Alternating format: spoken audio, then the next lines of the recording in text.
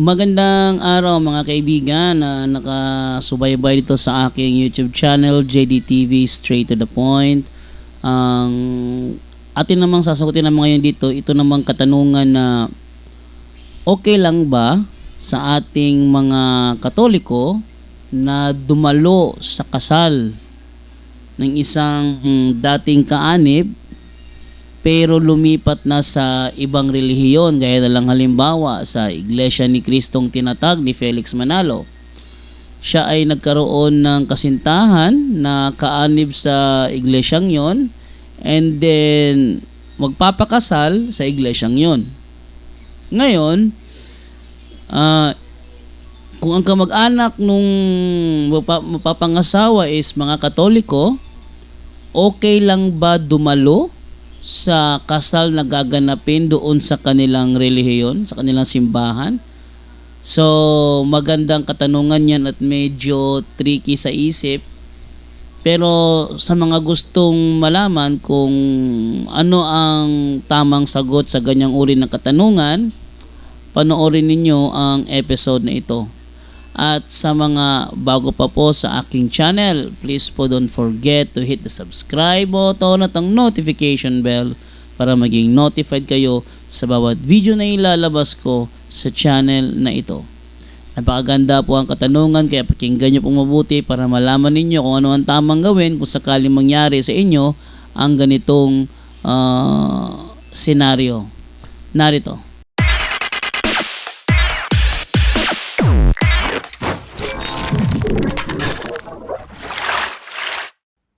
Ano yung kasal? Opo, magdaos ng kasal daw Klaruin sa ko lang. kanilang Klaruin ko lang bro. Ininbitahan ka pumunta sa kasal ng INC. INC wedding? Wedding ng Wedding, INC. Yes. wedding Well, dati kasi Katoliko. Tapos na natangay ng boyfriend. ang turo ng simbahan diyan, meron kasi tayong bilang mga tao, no, or meron tayong legal obligasyon Social obligation. social obligation na para maiwasan yung mga awayan, maiwasan yung sama ng loob sa mga kakilala natin, lalong-lalo sa pamilya natin, na kahit hindi natin sila kapananampalataya, no, pinapayagan tayo ng simbahan na dumalo sa mga ganyang okasyon. Okay? Tawag dyan social obligation. Obligasyon natin na pumunta doon dahil inimbitahan tayo, mahal natin yan sa buhay, mga kakilala natin yan, pero kapatid, hanggang doon lang. Okay? Hanggang doon lang, presence mo lang yung nandoon. Pag mayroon silang gagawing pagsamba, wag kang makisama. Yun lang. Presence mo lang yung... Pag pinakain ka ng tinapay nila o kung ano man yun, wag. Basta ano ka lang, yung presence mo doon, dahil inimbitahan ka, o pumunta ka, no, dahil social obligation yan. Pinapayagan tayo ng church, pero pag pumunta ka doon para magsamba, yun ang hindi po pwede, kapatid. Okay, pag pinray over kang bigla ng ministro. Lumabas ka na lang. Kasi bro, bago lang kasi na-convert tapos nag-ayaya ka agad ng kasal, kaya ganun ang nangyari. Anyway bro, sabi nga sa kanta ng ng Queen, too much love will kill you. Ang ganda nung kantang yun, no, bro. Tama. Dahil sa pagmamahal, sinugal ang kaluluwa, patay. Iniwan ng pananda yung Eucharistia, iniwan ng tunay na iglesia na patatang Kristo.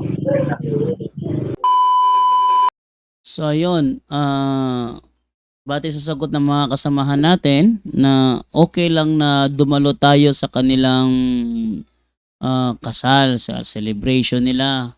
Lalo na kapag ang kinakasal is kabilang sa pamilya natin. Pero kung may mga invitation, gaya ng halimbawa ng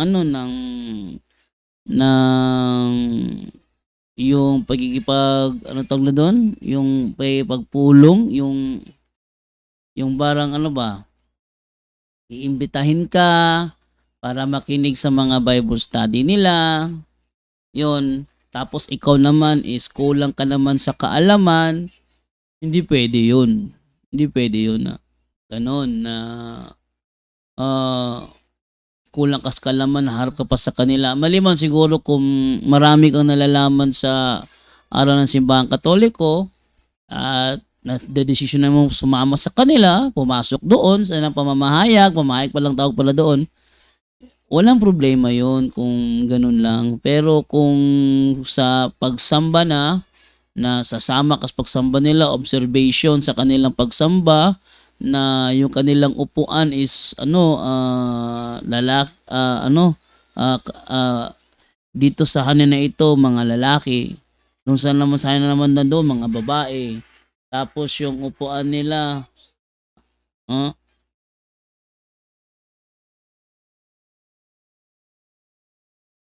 tapos yung mga upuan nila is may bakante sa gitna. Kung ganun lang ang mangyayari, ay wag ka na lang pumasok kung ipa-observe ka sa kanilang pagsamba. Ipapakita ang kagandahan ng kanilang ng kanilang parang mga seremonya, ng kanilang mga choir. Ay hindi maganda na pumunta ka doon. Pero kung may kamag-anak ka, kapatid o pinsan, ikakasal doon, tapos imbitado ka, pwede yon. Mahihiya naman yung nag-imbita doon kung babastusin kayo, hindi ba? Mahihiya naman sila. So, mangyayari, dalo lang kayo, tapos kung may mga pasimpleng bubulong na pwede ka bang umattend sa gagaling pamamahayag, sabihin mo na lang na na Katoliko ako at wala akong oras para makinig dyan sa inyo. Sabihin nila halimbawa, okay lang yun na Katoliko ka, tutan di naman to mag-uusap lang naman, may namang pagtatanong, sasagot. Sabihin nyo na lang ganito, hindi ako bihasa sa aral namin. Hindi ako bihasa. Ang alam ko lang, sa mga debate ninyo, maraming aklat Katoliko ginagamit ninyo at pinuputol ninyong pagbasa. Kung itutuloy naman, hindi naman tugma yung paliwanag ninyo sa karugtong pag tinuloy ang basa. Yun ang nalalaman ko. Kaya dahil hindi ko kabisado yung mga pinagagamit ninyo, hindi ko rin kabisado kung paano sagutin yan, mas better siguro kung di na lang ako umattend. No? Total, ako'y naparito lang dahil yung pinsan ko o yung kapatid ko ikakasal dito. Pero huwag kayong umasa na pati ako maaakit ninyo sa inyong pananampalataya. Kung yung kapatid ko naakit ninyo, huwag nyo ko idamay, gano'n na lang. So, hindi na kailangan na umattend pa para ipakita mo sa kanila na willing ka makinig. Dahil once na hinayaan mo na ikaw ay imbitahan sa pamamahayag, tapos dedenggoyin ka, gagamit ng librong Katoliko, puputulin, iibahin ng sentido.